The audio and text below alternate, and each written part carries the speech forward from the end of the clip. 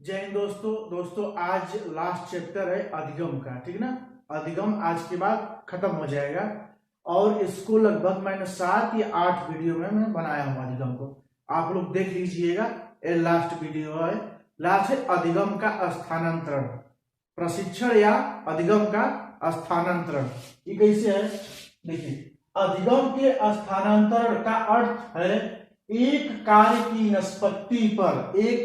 निष्पत्ति पर समाप्ति पर दूसरे कार्य की निष्पत्ति पर पड़ने वाला प्रभाव, वही है स्थानांतरण या अंतरण। अधिगम का अंतरण या अधिगम का स्थानांतरण। समझ में आया? यही है अधिगम का स्थान। किसने कहा? इसने कहा, वलोन व विनिश्चित। इसका मतलब देखिए यहां पर समझाया गया है। अधिगम की प्रक्रिया में एक परिस्थिति का ज्ञान, अनुभव, प्रशिक्षण दूसरी परिस्थिति के ज्ञान, अनुभव, प्रशिक्षण को प्रभावित करता है तो वह स्थानांतरण है। मतलब कि जैसे आप लोग हमसे पढ़ रहे हैं, उसके पहले किसी और से पढ़े होंगे तो कुछ इसमें समझ में आ रहा होगा आपको ना कि सही है कि गलत है। तो प्रभाव पड़ता है ना कि जब पहले से कुछ जानते हैं फिर जानने को मिला तो उससे सामंजस्य आप अच्छे से बैठा लेंगे। वही चीज दे रहा है कि एक परिस्थिति का ज्ञान, अनुभव, प्रशिक्षण दूसरी परिस्थिति के ज्ञान, अनुभव, प्रशिक्षण को प्रभावित करता है तो वही है स्थानांतरण। अधिगम का स्थानांतरण या अंतरण। अब इसमें है types of transfer of learning.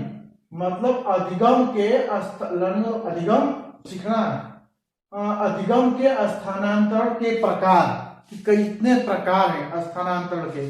और 3 प्रकार हैं। एक है सकारात्मक या तो बोलेंगे धनात्मक स्थानांतरण, दूसरा है नकारात्मक या ऋणात्मक स्थानांतरण और तीसरा है शून्य स्थानांतरण।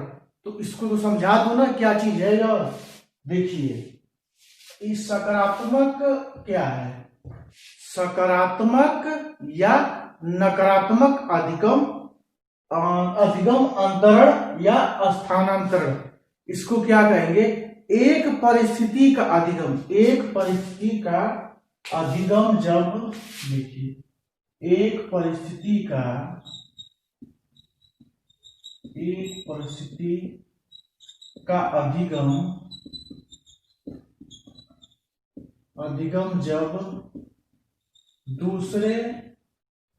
दूसरे परिस्थिति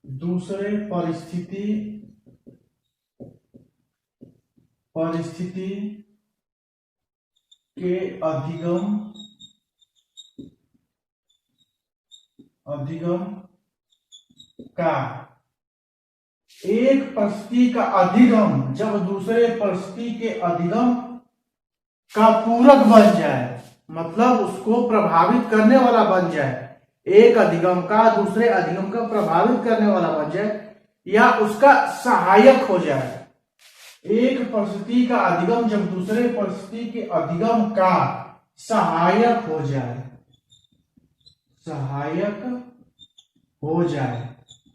तो वही है सकारात्मक या धनात्मक। यहां पर धनात्मक भी कर लीजिए, धनात्मक अधिगम अंतरण। समझ गए? मतलब कि हम पढ़ाई कर रहे हैं फिजिक्स की, ठीक ना, फिजिक्स पढ़ाई रहे तो अब जब फिजिक्स की करेंगे तो इसमें मैथ क्या हो जाएगा? पूरक बन जाएगा ना, सहायक हो जाएगा ना। जब मैथ की पढ़ाई कर रहे हैं तो फिजिक्स सहायक बन जाएगा सहायक ना।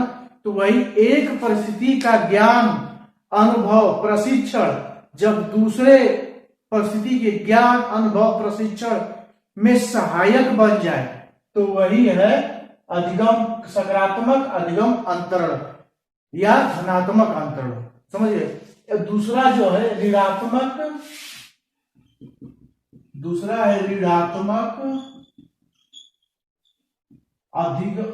ऋणात्मक या नकारात्मक अधिगम अंतरण। इसका मतलब यह है कि एक परिस्थिति का ज्ञान, एक परिस्थिति का ज्ञान, ठीक है, एक परिस्थिति का ज्ञान, आप लोग नोट कर लीजिए, एक परिस्थिति का ज्ञान दूसरे परिस्थिति के, एक परिस्थिति के अधिगम का ज्ञान, एक परिस्थिति के अधिगम का ज्ञान जब दूसरे परिस्थिति के अधिगम के ज्ञान को प्रभावित न कर पाए, मतलब उसमें सहायक न हो, तो वह बोलेंगे उसको ऋणात्मक या नकारात्मक अधिगम। कंफर्म? नकारात्मक या ऋणात्मक अधिगम अंतर क्या हो गया? एक परिस्थिति का ज्ञान, अनुभव या प्रशिक्षण से दूसरे अधिगम के परिस्थिति के ज्ञान, अनुभव, प्रशिक्षण के ऊपर प्रतिकूल असर न पड़े तो वह है नकारात्मक। जैसे हम 1 से 12 तक, 1 से लेकर 12 तक हिंदी मीडियम में पढ़ाई किए, हिंदी मीडियम में, इसके बाद डायरेक्ट बीएससी में या बीटेक में एडमिशन हो गया हमारा, बीएससी या बीटेक, और उसमें मिल गया हमको इंग्लिश मीडियम, उसमें सहायक हुआ? सहायक नहीं हुआ भाई। तो करना पड़ेगा, एक्स्ट्रा अधिगम करना पड़ेगा ना, पहले से कुछ प्राप्त तो नहीं हुआ। पहले तो हम तो हिंदी में पढ़ते थे, अब बीएससी गए तो पूरा इंग्लिश हो गया, बीटेक पूरा इंग्लिश, R2 वाली इंग्लिश, जो इंग्लिश नहीं आती थी, इंग्लिश को समझना पड़ेगा आपको। समझ गए ना? यही जो है यह है नकारात्मक अधिगम। और तीसरा है शून्य, तीसरा है शून्य अधिगम अंतरण। शून्य अधिगम अंतरण का मतलब कि जब एक परिस्थिति का ज्ञान, एक परिस्थिति का अधिगम दूसरे परिस्थिति के अधिगम से कोई मतलब न हो। समझ गए?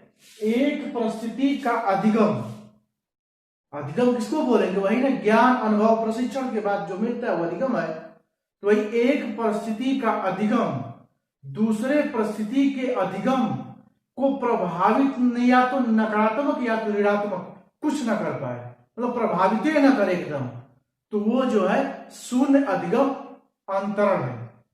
इसका मतलब समझे क्या है? इसका मतलब कि हम क्रिकेट खेल कर आ रहे हैं, क्रिकेट खेलने के बाद हमको लूडो खेलने के लिए बोल दिया जाए, क्रिकेट का कोई ज्ञान इसमें काम आया? नहीं काम आया ना। वही है शून्य अधिगम अंतरण। तो इस तीनों समझ गए ना। कुछ और अंतरण है अधिगम अंतरण, उसके बारे में भी समझ लेते हैं। और प्रकार के अंतरण में है, पहला है क्षैतिज अधिगमांतरण। तो समान परिस्थिति में अधिगम की प्रक्रिया चलती है। मतलब कि गाजीपुर में हम हैं सहायक अध्यापक, इसके बाद यहां से ट्रांसफर होके बनारस महादेव की नगरी बनारस में ट्रांसफर हो गया। तब वहां पर भी हम हैं सहायक अध्यापक, मतलब हम यहाँ गाजीपुर में सहायक अध्यापक, फिर बनारस में जाके बन गए सहायक अध्यापक, ट्रांसफर हो गया महादेव की नगरी में। तो वहां पर भी तो अभी क्या है, समान परिस्थिति में अधिगम की प्रक्रिया चलती है। हम यहाँ सहायक अध्यापक, महादेव की नगरी में भी सहायक अध्यापक। समझ गए? तो अब वहां पर लेकिन सिर्फ एक ही चीज होगा, या तो धनात्मक या तो ऋणात्मक बनारस में। जैसे गाजीपुर का लड़का एकदम मतलब समझदार, अच्छा बच्चा, मतलब बदमाशी एकदम नहीं करते हैं। यदि चले गए हम महादेव की नगरी में, वहां पर सब भोले भोले भोले करने वाले, मतलब एकदम दुष्ट टाइप के लड़के मिल गए, या दुष्ट टाइप के मिल गए तो यहाँ पर हो गया ऋणात्मक। अच्छा मिल गए, एकदम महादेव के भक्ति वाले मिल गए, तब तो ये धनात्मक। समझ गए? तो यही है कि यदि हम सहायक अध्यापक गाजीपुर में आए, फिर बनारस महादेव की नगरी में भी सहायक अध्यापक के रूप में ट्रांसफर होकर हम जाते हैं, तब भी समान परिस्थिति में हमारा जो काम है समान है ना, तो वही है समान। और यही है क्षैतिज अधिगम अंतरण। ठीक ना। दूसरा है लंबवत अंतरण। लंबवत का मतलब गाजीपुर में सहायक अध्यापक अब महादेव की नगरी में बन गए प्रधानाध्यापक। बनारस, काशी भाई महादेव की नगरी है बनारस, समझ रहे हैं ना, भोले बाबा की नगरी है। और सब यहाँ पर हम बन गए प्रधानाध्यापक, तो यहाँ पर क्या होगा, यहाँ इसको बोलेंगे लंबवत अंतरण। जब हमारा ट्रांसफर बनारस हो गया महादेव की नगरी में, वहां पर प्रधानाध्यापक बन गए, और वहां पर भी होगा भाई, कहीं भी जाएंगे तो प्लस माइनस हर जगह रहता है, या तो धनात्मक या तो ऋणात्मक। वहां का काम करने का तरीका यहाँ के काम करने के तरीके में कैसे फर्क है। यहाँ के लड़के हिंदी बोलते हैं, अब बनारस के लड़के संस्कृत बोलते हैं, समझ गए। या तो अच्छे प्रवृत्ति की मिलेंगे या तो खराब प्रवृत्ति की मिलेंगे, वहां पर भी काम करना पड़ेगा। अब ज्यादा काम बढ़ गया ना भाई, महादेव का जब की नगरी में जाएंगे तो काम तो बढ़ेगा ही। तो वही सहायक अध्यापक प्रधानाध्यापक, इसको बोलेंगे लंबवत अंतरण। क्वेश्चन दे देगा, यदि आपको सहायक अध्यापक से प्रधानाध्यापक बना दिया जाए ट्रांसफर करके, तो एक कौन सा अंतरण हुआ, अधिगम का कौन सा अंतरण हुआ, लंबवत अंतरण हुआ, क्षैतिज अंतरण हुआ। दे दिया क्वेश्चन ना, तो इसीलिए इसको याद कर लीजिए, लंबवत अंतरण होगा, समझ गए। तो अब तीसरा देखते हैं। तीसरा है पार्श्विक अंतरण।